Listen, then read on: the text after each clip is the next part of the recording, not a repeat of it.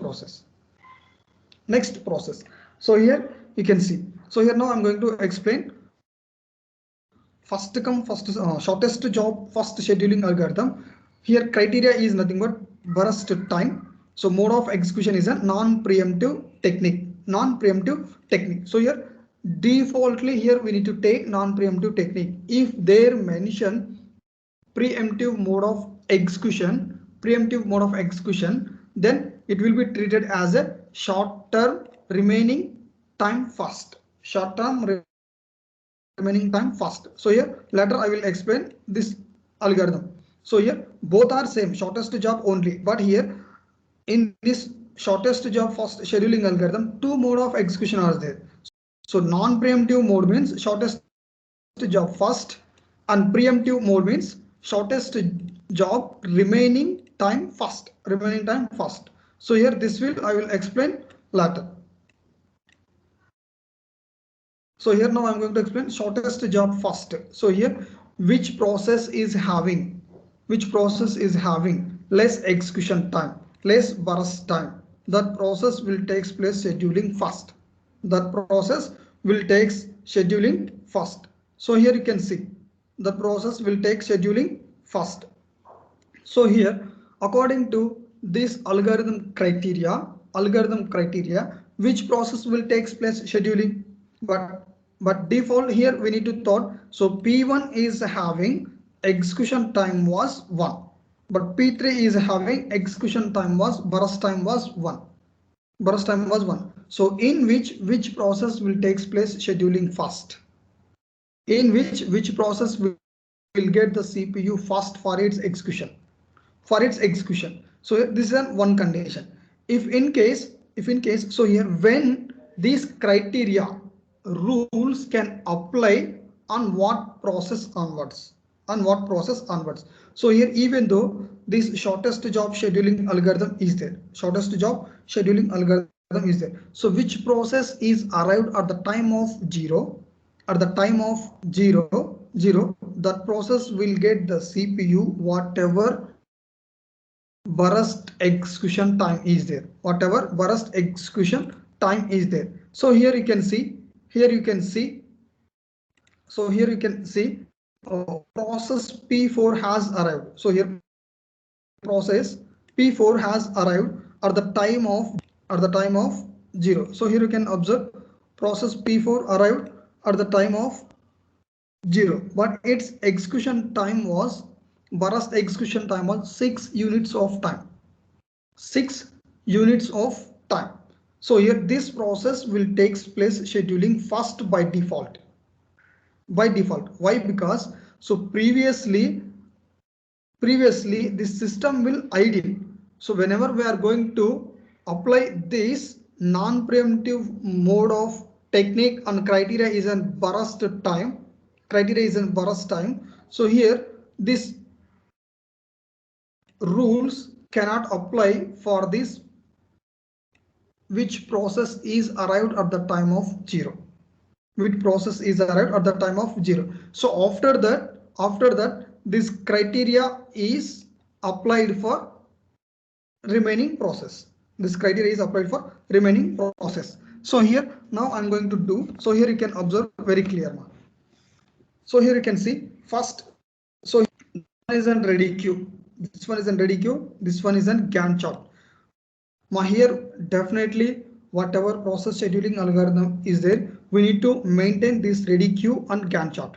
So whenever we are finish this Gantt chart, 90% of your work has been finished.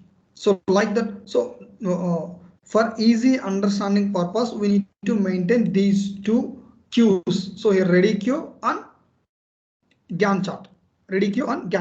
So here you can see. So process numbers. So how many processes are there in job queue? What is an arrival time of each and every process? What are the burst time of each and every process? Here we need to see once. So here in first come first serve scheduling algorithm means which process is arrived first, that process will get the CPU for its execution. But here shortest job scheduling algorithm, shortest job first scheduling algorithm also same thing for first process only. which process is arrived at the time of 0, which process is arrived at the time of 0. So this process will follows the first come first serve, means this process will not apply this criteria for this. Why? Because here CPU will idle. CPU will idle. Whatever the process is arrived in the ready queue, immediately that process will get the CPU. Will get the CPU. So here operating system will maintain like that only. If operating system has to wait for all process as arrived, means what happened? So the CPU will kept idle for some time up to all process have to arrive. So here what happened? Some waste of time is there. CPU time is waste. So for that purpose, which process is arrived at the time of 0, operating system will allocate the CPU to the particular process. CPU to that particular process. So based on that purpose, here operating system will allocate the CPU which process is arrived at the time of 0. So here now you can see, so P4 is arrived at the time of 0. P4 is arrived at the time of 0. Its execution time was 6. Its burst time was 6. So here P4 has entered into the ready queue. P4 has entered in the ready queue. P4 has entered in the ready queue.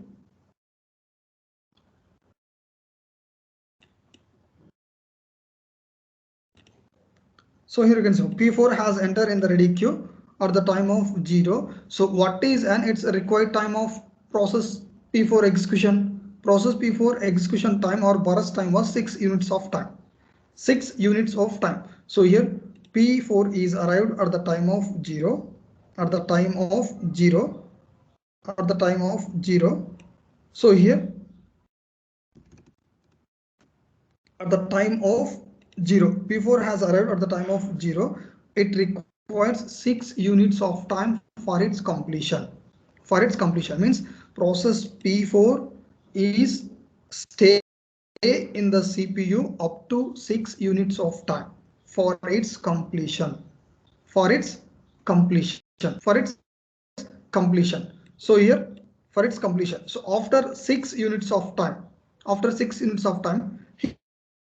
you need to check any process has arrived in the ready queue or not. After any processes has arrived in the ready queue or not. So here you can see process P4 arrived at the time of 0. It requires 6 units of time. Means this process P4 is stay in the CPU up to 6 units of time for its completion. For its completion. So while P4 running, so here how many processes are arrived in the ready queue we need to check. So here P1 has arrived at the time of 2 units and P2 arrived at the time of 1 unit and P3 arrived at the time of 4 units and P5 arrived at the time of 2 units. At the time of 2 units. So here P4 required 6 units of time. While P4 running, all process has arrived in the ready queue. All process has arrived in the ready queue according to their arrival time. So P4 requires 6 units of time. So while P4 running, so P2 has arrived with arrival time 1. So here P2 has arrived with arrival time 1. Arrival time was 1. So here arrival time was 1. P1 has arrived at the time of arrival time 2. And next P3 arrived at the time of arrival time 4. P5 arrived at the time of arrival time 2. 2 units of time. 2 units of time. So here like according to their arrival time, all process has arrived in the ready queue. All process has arrived in the ready queue. Yes or no? So here P4 is arrived at the time of 0. P2 is arrived at the time of 1. So here P1 is arrived at the time of 2 units of time. So here P3 has arrived at the time of 4 units and P5 has arrived at the time of 2 units.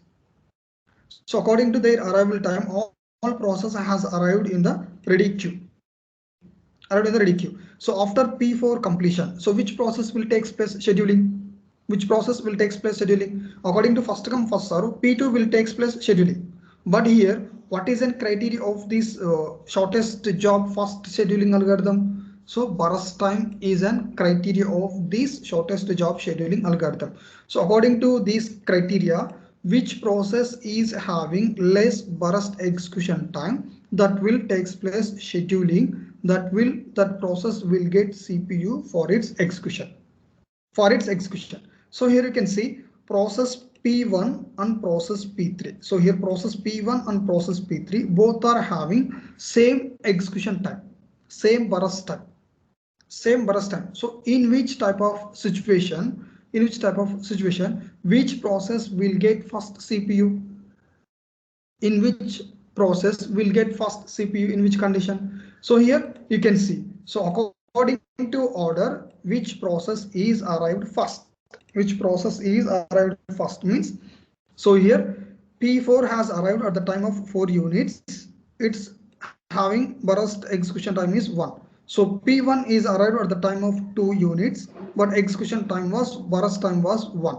So here, even though two processes have burst time is 1, but here arrival time was different. So here P3 arrival time was 4, P1 arrival time was 2. So here which one is arrived first? P1 is arrived first.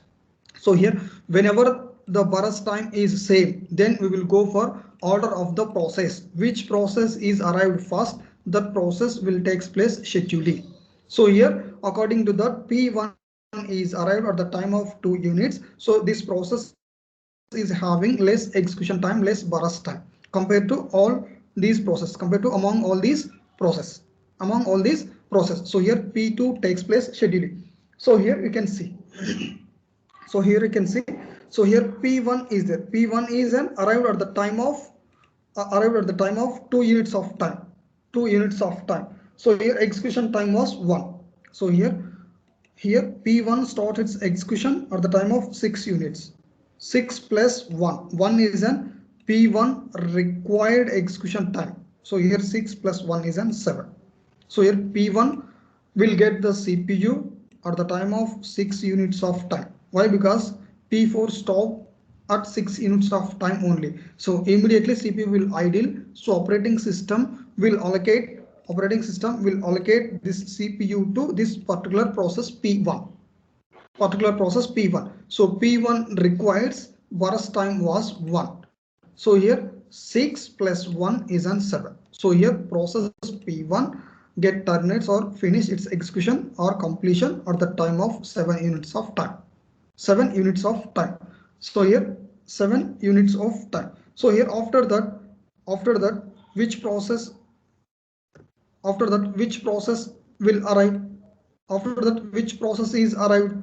So here already we saw. So here process P1 and P3 both are having less execution time, but P2 has arrived fast. That's why P2 takes place scheduling fast before that P3. So here after P1, which process is having less execution time? P3. Obviously P3 is having less execution time, less burst time. So here P3 takes place scheduling.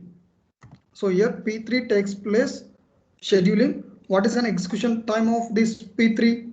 1 is there. So here 7 plus 1, 8. So here 7 plus 1 equals to 8. So here P3 has finished at the time of 8 units of time. So here after P3 completion, which process, what are the remaining processes has here? So P2 and P5 remaining processes are there. So here P1 has finished its execution. So here you can see P1 has finished its execution. P4 has finished its execution. So here after that which one? P3 also finished its execution. So what are the remaining processes here? Remaining processes are there P2 and P5. So among these two processes, which process is having less burst execution time? P5 is having less burst execution. So P5, very good. So here P5 will get the CPU. P5 will get the CPU for its execution. So here P5. So what is an P5 execution time? 3 units of time is there. So here 8 plus 3, how much it will come? Plus 3. So here, sorry, here 8 plus 3 equals to 11. So here at the time of 11 units of time, P5 has get terminates. P5 has get terminates. So here you can see, P5 has finished its execution at the time of 11 units of time. So here P5 also finish its execution. So what about remaining process? Remaining process, P2 has left. So P2 only remaining process is there. So obviously P2 will take place scheduling.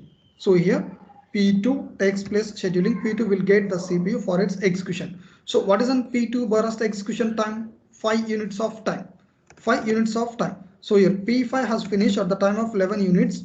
P2 requires 5 units of time for its execution. So here 11 plus 5, 11 plus 5 equals to 16 is an P2 completion time.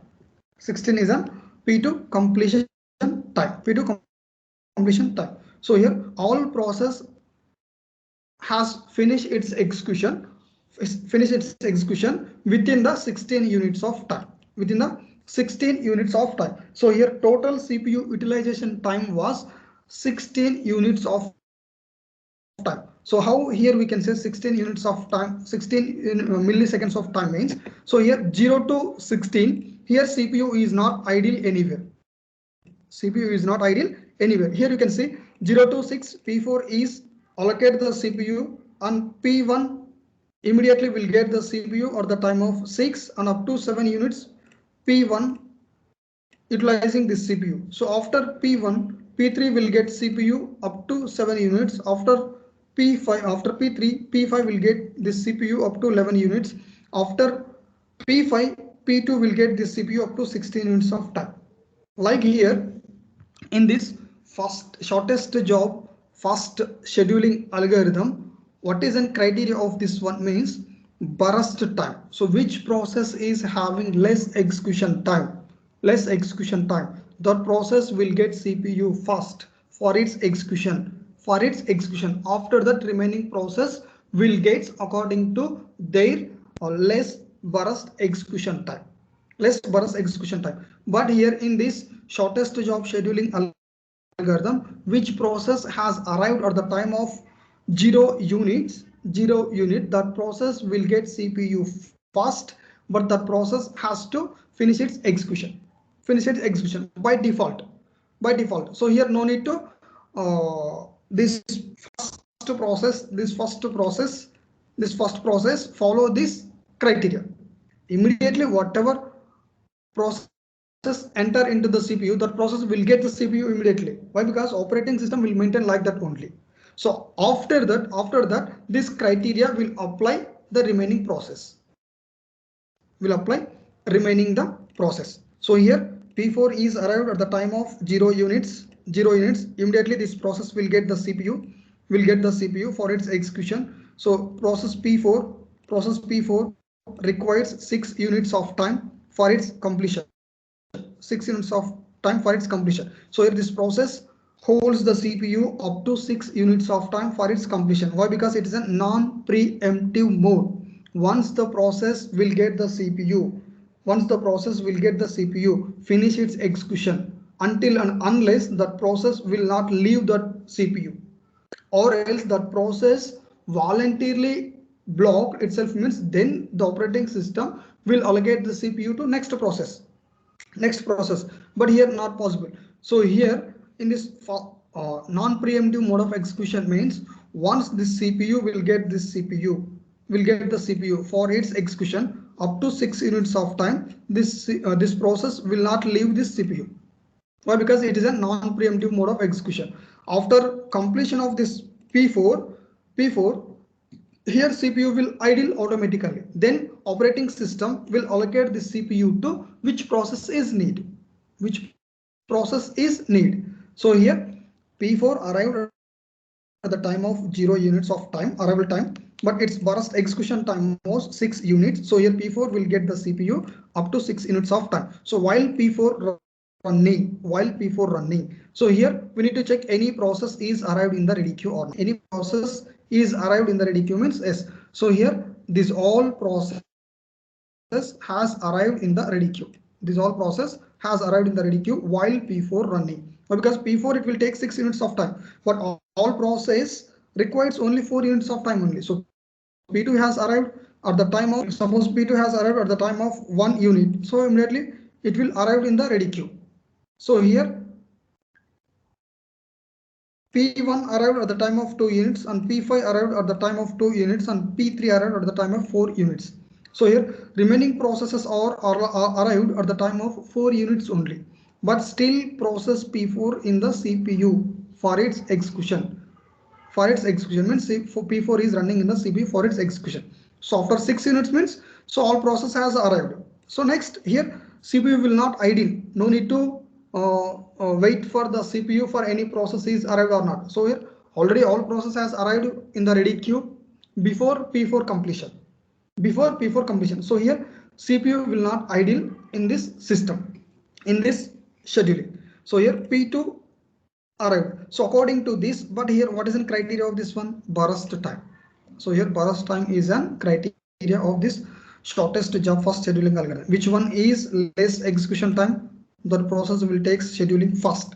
So here according to that, two processes having less execution time was same. Then we will go for which process is arrived first.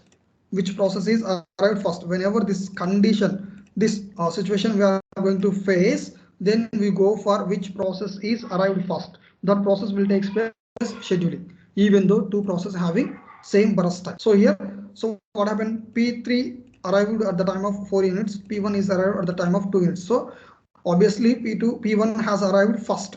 P1 has arrived first. So here P1 will take place scheduling. So here P1 will take place scheduling at the time of 6. So what is the required time? 1.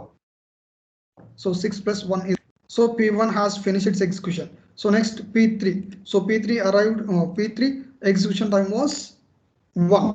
So here 7 plus 1 is an 8 units. So here after P1, P3 will get the CPU for its execution, finish its execution at the time of 8 units. So after P3, what is the remaining process? So here P5 and P2 are left. So here among these two process, which one is a less execution time? Obviously P5 is less execution time. So here P5 will take place scheduling and get the CPU for its execution. So 8 plus 3. So what is the required time of burst time? 3. So 8 plus 3 is an 11. So here P5 has finished at the time of 11 units. After that remaining process will get CPU immediately. So here P2 will get the CPU. What is the required burst execution time? 5 units of time. So here 11 plus 5 is an 16. So 16 is the process P2 completion time. 16 is the process P2 completion time. Like here each and every process will get the CPU for its execution. For its execution according to their criteria. According to their criteria.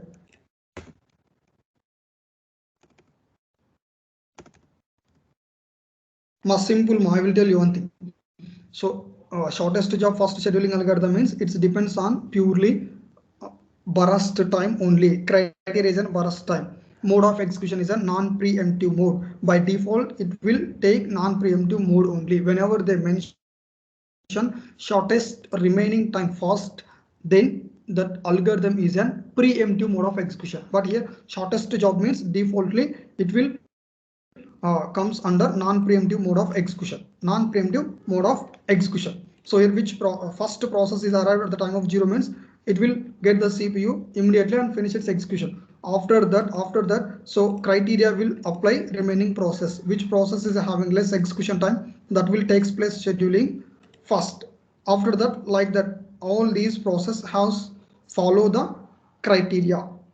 Follow the criteria and for its completion. So now all process has finished its execution.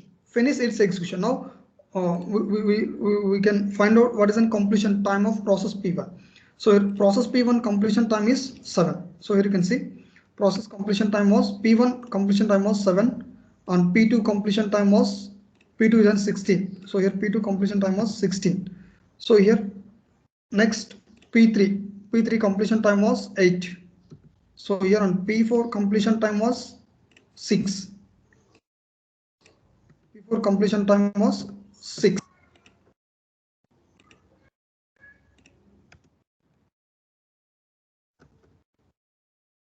So here P4 completion time was 6. So what is an P5 completion time? P5 completion time was 11.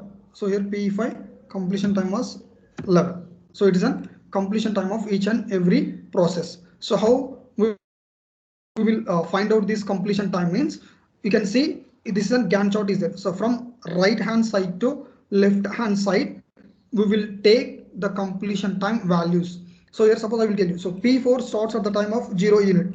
It is a scheduling time. 0 is a scheduling time. But what is the completion time? 6 units of time. So here P4 completion time was 6 units of time. So here like that P1 completion time was 7. So P3 completion time was 8. So P4 completion time was 11. P2 completion time was 16. P2 completion time was 16. Like we are going to take this completion time values. So here turnaround time is there. Turnaround time is nothing but each and every process how much time spent into the system without its arrival time. Without its arrival time. So I will tell you. So how without its arrival time means. So here how we will get this turnaround time value means this completion time minus arrival time. Then we will get turnaround time. So here 7 minus 2. 7 minus 2 equals to 5. Yes or no? So here process P1 completion time was 7 when it is arrived at the time of 2 units of time. So here completion time minus arrival time, then we will get turnaround time. So how much time this process has spent into the system for its completion means 5 units of time this process has spent for its completion, even though it requires only 1 unit time for its completion, but this process has to spend 5 units of time in the system for its completion. It is a turnaround time of each and every process. So this one is a turnaround time of this process P1. So process P1 turnaround time was 5. Like process P2 turnaround time is 16 minus 1. So how much we will get? 16 minus 1 equals to 15. So here process P2 turnaround time was 15. 16 minus 1. So next process P3 turnaround time 8 minus 4, then we will get 4. So here 6 minus 0 we will get here turnaround time was 6. Process P4. So process P5 turnaround time 11 minus 2. 11 minus 2 9. So here 9 is the turnaround time of process P5. Like we will get turnaround time values of each and every process. Now we will go for waiting time of each and every process. So what is the waiting time of process P1? So P1 arrive at the time of 2, when it gets scheduling 6 units of time. So here process P1 starts its scheduling at the time of 6 units. At the time of 6 units. So when its completion 7 units. Why? Because it's required only 1 unit. So here process P1 arrived at the time of 6 units of time. So here what is and its scheduling time 6. So here you can see 6 minus 2. 6 minus 2 equals to 4. So 4 is an waiting time of this process P1. 4 is an waiting time of process P1. So here you can see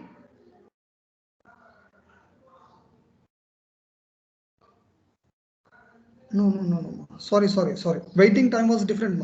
So here waiting time means how we will get this waiting time means waiting time. So here turnaround time minus burst time.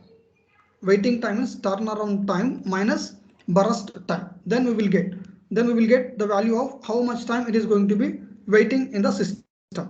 So what is the turnaround time of process P1? So P1 turnaround time was 5. P1 turnaround time was 5. So what is and its burst time 1. So 5 minus 1 equals to 4. So here 4 is a waiting time of process P1. 4 is waiting time of process P1. So here you can see 4 is an waiting time of process P1. So next, what is an process P2 waiting time? How we will calculate waiting time? Turnaround time minus its burst time, its required time. So here the system spent into the system 15 units for its completion, but how much it's required? Originally it's required only 5 units of time, 5 units of time. So how much time it is going to be waiting into the system for process P2? 10 units of time this process P2 has wait for its completion, like that. So here you can see process P3 waiting time. So what is the waiting time? Turnaround time minus burst time. So here 4 minus 1, 3. 3 is the waiting time of process P3. So here process P4 waiting time is turnaround time minus burst time. So both are same. So here 6 minus 6, 0. So here process P5 turnaround time was 9. So process P5 burst time was 3. So 9 minus 3, 6. So it is an each and every process waiting time. Each and every process waiting time. So here you can see each and every process waiting time. So now we will get the response time. We can calculate the response time. Means when process request the CPU, when operating system will allocate that CPU to particular process. In between some time gap is there. The time gap is nothing but response time. Response time. So here you can see. So process P1 arrived at the time of 2 units. It's required only 1 unit for its completion. Process P1 arrived at the time of 2 units. When it gets scheduling, started scheduling 6 units of time. So or the 6 units of time, process P2 will get P1 will get the CPU. Will get the CPU even though it is arrived 2 units of time only. So here what is the response time of process P1? So here you can see. So here 6 is an scheduling time of process P1, scheduling time. So arrival time was 2. Then we will get response time was 4. Response time was 4. So here next process P1 arrived 1. So sorry, process P2 arrived at the time of 1 unit. When process P2 takes place scheduling at the time of 11 units. So your operating system will allocate the CPU to this process P2 at the time of 11 units. But even though it's arrived, it's requesting at the time of 1 unit. So here 11 minus 1 equals to 10 is a response time of process P2. 10 is a response time of process P2. So what is the response time of P3? P3 arrived 4, but it will take place scheduling at the time of 7. Yeah, very good. Now 7 minus 4. So how much it will come? 3 is a response time of process P3. So here P4 is there. So P4 arrived at the time of 0.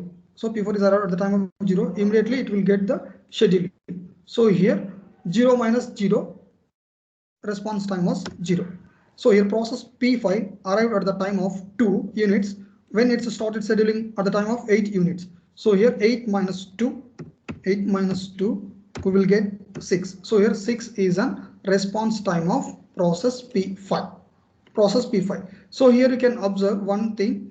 So response time and waiting time both are same in this shortest job first scheduling. Shortest job first scheduling. So here you can see. So here you can see.